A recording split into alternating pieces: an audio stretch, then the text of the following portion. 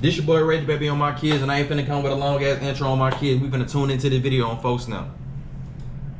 Lil Jeff hurried back to the car to meet up with his affiliate T Slick. Together they sped off from the scene. However, they left just enough on their trail as police have now tracked the vehicles to Lil Jeff. What we're about to find out is the true extent to Lil Jeff's crimes, all sealed in a new footage that has just gone viral, and whether his participation in those two murders was responsible for his untimely death. Video showing double murder goes viral. As the first month of the year 2025 closed out, a footage from exactly a year ago that captures the brutal murder of two teenage boys resurfaced, sending the internet into a meltdown. This comes after one of the suspected killers, 22-year-old Tommy Coleman, also known as T Slick, was recently arrested in connection with the double murder. T Slick was an associate and close friend of Lil Jeff, the man accused of masterminding the murder plot. In the video, which has now gone viral, the two teenagers, 16-year-old Robert Boston, aka Lil Rob, and 17-year-old Monterio Williams, aka... Damn! The little nigga that he supposed to kill. Shorty look like he about 10, 11 years old on my kids, folks. I ain't gonna lie, folks. Chicago generation now, folks. These little niggas be banging at 7, 8 years old and drilling shit on folks. Them giving my kids, folks. Now, I ain't gonna lie. I used to see Lil Jeff and all them little niggas back then when they was shorties. I used to be over there on Saturday night for Ingleside and shit like that on my kids. My brother and my and his folks, they stay right there. So I used to be over there all the time with my kids, folks. Like I said, folks, it get down over there. I used to be over there when it was called Drill City and shit like that on folks now. You know what I'm saying? The real Drill City on folks now. Shout out Leaky, Fast Max. Shout out all them boys on Photograph. Shout out Vic, Poker Face. Shout out all them boys on Photograph. I used to be over there on folks and I'm like, shorty them, they get wild over there with my dad homie. You know, they bar nines, they insane type shit. They BDs, GDs, whatever you want to be over there in front of. But I've been over there before, folks. It get wild over there, folks. But really, it's the shorties that's taking over all these little. I seen Lil Jeff when they were like little folks, all them little niggas. I used to be over there in Mixed Mob and shit like that too in front of them. RP my boy Deshaun. But I ain't finna talk too much on my kids, folks. Damn, sure, this shit crazy, folks. And the crazy part about it, I ain't know, like, really didn't even know who Shorty really is, like right now. I only heard him because I got out of jail and he died and shit like that on folks now, but RP to Shorty on phone now. I see that he like that on phone now, bro. Everybody that's from over that side like that though. I ain't gonna cap, folks. All them niggas like that over there, folks. Everybody over there, folks. For them grave, they get like that. Monty could be seen walking in front of the elevators of the Washington Wabash station at around 12:30 p.m. on January 26, 2024. In a fleeting moment of madness, three men, all wearing masks, pulled up under the bridge in a dark blue Infiniti SUV, got out of the car and opened fire on Lil Rob and Monty. The shooters were later identified as Lil Jeff and T Slick alongside a third accomplice. According to eyewitnesses, the trio kept firing for approximately 15 seconds as bystanders ran for cover and the two victims fell to the ground.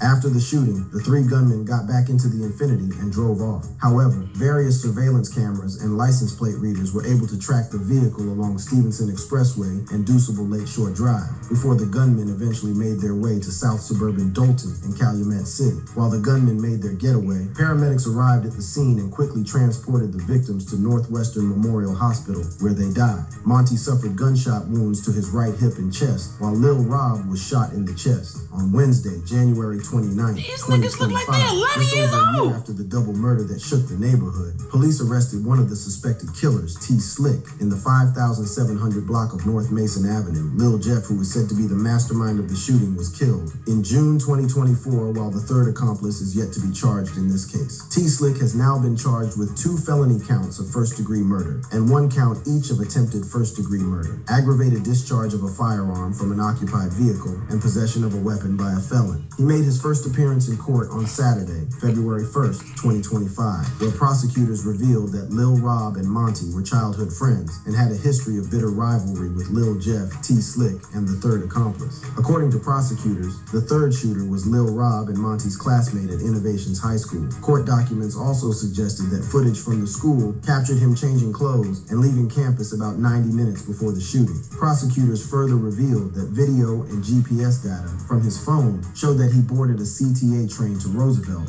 minutes after leaving the school. He then walked to a nearby parking garage where surveillance footage shows him getting into the stolen Infiniti. In fact, police investigators thought this shit was G GTA or something on photo grade. Showed that their devices tracked together before, during, and after the murders. To make matters worse for themselves, shortly after the shooting, Lil Jeff took to Instagram to post a video of himself and his accomplices inside the Infinity. The video was posted about 20 minutes after the shooting. That's one thing about Chicago niggas, folks. We always gonna do something stupid on my kids. We gonna do something illegal as hell and get on live and do whatever. On photograph, we get on live. Yeah, I just killed this nigga on phone. Yeah, y'all see it, buddy. Before that, in another video posted by Lil Jeff days after the murders, the rapper can be seen riding in a car alongside a friend and rapping to the same song that was playing in the Infinity after killing Monty and Lil Rob. At some point in the video, he turns down the volume before revealing to his followers that the song motivated him to go slide. Look, if y'all ever going through some shit and y'all need, like, y'all want to get back, y'all need some shit to tie y'all up,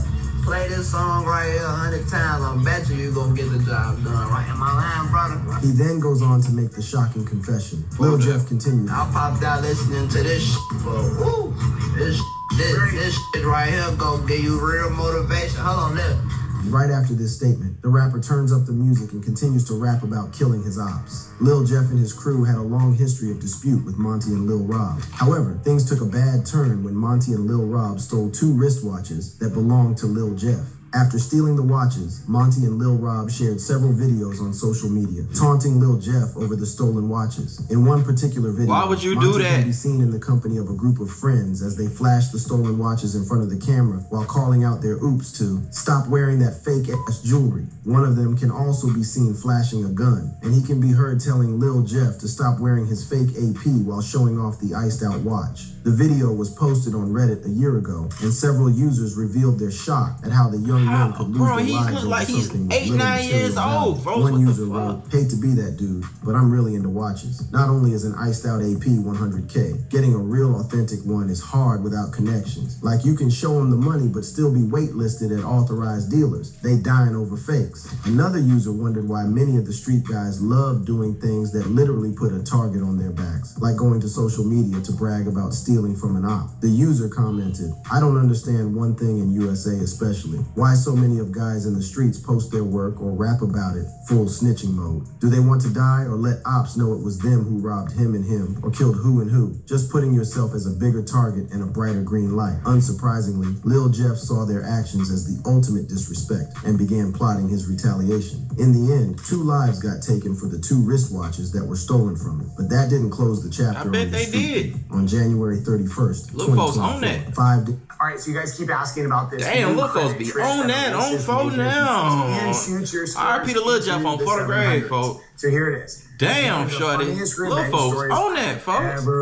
Shorty ain't nothing to be messed with on photograph. I ain't gonna lie, for them 2,000 babies, for they don't be giving no fuck on photograph. They with it all on phone now. One of the dudes is completely obsessed over personal They say Shorty got about 16 bodies. Is that true?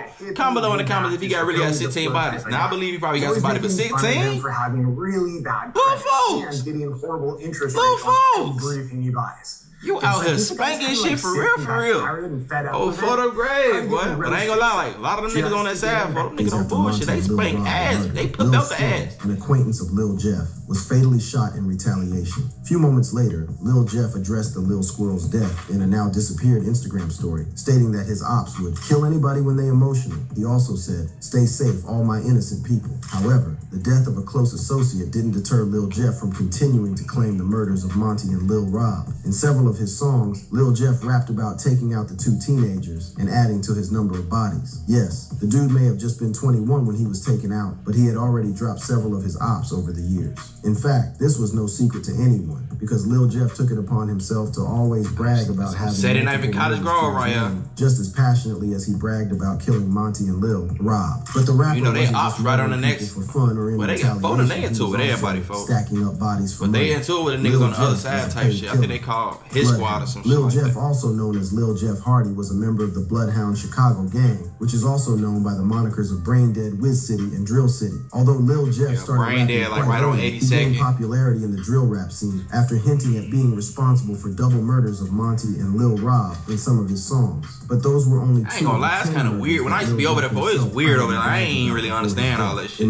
Some of them niggas into it, like, I ain't understand that shit for it at all. some point, he even hopped on Instagram Live to hint that he had gotten his 11 11th body. However, in an interview with DJ Vlad in October 2024, British documentarian Trap Lil Ross disputed Lil Jeff's claims that he had recorded a 11th body, stating that there wasn't just enough time between catching his 11th body and him losing his life. During the interview, Ross also talked about Lil Jeff's friendship with rapper Q50 and how the two were allegedly. But when I used to be over that type shit, it was around like Lil Jeff and Q50 were doing hits for money in other cities outside Chicago. Ross said like 2013, 14 type shit. Niggas been getting their ass spanked over there. I swear to God. Doing hits for change. Ross went on to reveal how the two niggas been getting their ass spanked over there. I seen my first. Nah, I ain't gonna say I ain't seen my first dead body, but I done seen motherfucker their ass splat. Lil Jeff and Q50 were actually paid to kill one guy, but ended up killing 3 men. But what's the cornerstone right there on Saturday Night Ingleside? It's like cornerstone on Saturday Night. I don't know if it's still right there though. I seen the motherfucker their ass smoked right there. The 3 men were found shot dead at an apartment near 54th and Mill Street. The triple homicide stunned the neighborhood, and at the time of the shooting, police authorities struggled to find any leads pointing to any suspects for the attack. However, it didn't take long for the duo of Lil Jeff and Q50 to begin running their mouths and self-snitching. According to Ross, and then there's a bunch of lyrics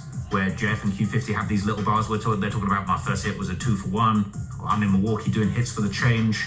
Y'all doing in Milwaukee? Trap Lil Ross, who released a 2023 documentary that labeled late rapper King Von as rap's first serial killer, then goes on to suggest that both Lil Jeff and Q5 idolized Von and seemed to be determined to live their life just as violently as the late rapper did. This would explain why both rappers consistently rapped about murdering people just like they had some point to prove. While Lil Jeff bragged about having 10 bodies, his counterpart Q5 also repeated, 10 bodies, not bragged 16, in his music about having 8 bodies. Q5 also hinted several times that he was involved in the fatal shooting that killed Monty and Lil Baby Rob. In the music video for one of his songs, Q5 raps about getting called to slide on 2 people downtown. He spits, "Blooded called, said he'd try a go spin. We can spin downtown, last 2 got lit." Although Q5 doesn't mention any names, he is known to belong to the same Bloodhound Chicago gang as Lil Jeff, and the murders happened downtown with 2 victims getting shot in the process. There's also further evidence that shows that more than 3 people were involved in the shooting that killed the 2 teenagers. According to a police report, after the shooting, 4 men got goddamn. Yeah, you see that shit on photo. Buddy get categorically puts Q5 fell on the ground on photo. He not trying to get hit. Relationship with Lil Jeff, coupled with his continuous self-snitching, has inevitably led many to believe that he was one of the shooters. But Q5 wasn't in a world of his own regarding self-snitching. You could say he was only outdone by his friend Lil Jeff. Just to paint a picture of how much of a big mouth Lil Jeff was, Trap Lil Ross in his DJ Vlad interview described him as the king of self-snitching. According to Ross, the two not only talked about their hits and body counts, but they would also regularly provide updates about their body counts. To back up his claims, Ross cited a famous Facebook post where Q5 hopped online to announce to his followers that he just got another body to take his count to 8. Lil Jeff also did something similar when he caught his last body, taking to Instagram Live to tell his followers that he had just gone up by another one and now had 11 body counts. In one instance, Lil Jeff bizarrely talked about how his 10th body was pending because the victim was on life support. Look, folks, now dead ass serious. I'm here spanking shit and getting on live, telling what they for y'all. Let's tweaking, folks. Perhaps the most daring example of Lil Jeff's self-snitching was when he released a song titled "Ah" shortly after the So the U.S. just announced folks now used to be tweaking on my kids, folks, but I ain't gonna lie, like, niggas be thinking motherfuckers be lying, folks. I be telling bro now, like, bruh, you see how he caught all them bodies, folks, and he ain't went to jail, none of that on phone now? Bro, that's a lot of niggas in Chicago got bodies, folks, and them niggas still walking around on photo grave. Bro, it really easy to catch a body in Chicago, folks, I ain't gonna lie, and get away with murder, folks. It just depends who you killing, folks, type shit. That's all, bro. In Chicago, they really want you to kill each other in Chicago in the street, especially if they know you gang members and gang, all that shit. Like if little folks them just killing niggas in the hood and shit like that, and they know this hood area just nothing but gang members and shit like that on my kids, folks. Police not finna come look for them niggas on my kids, folks. Oh, bro. If you killing kids and killing innocent motherfuckers like that on my kids, folks, them folks want justice, then they gonna try to come find you. But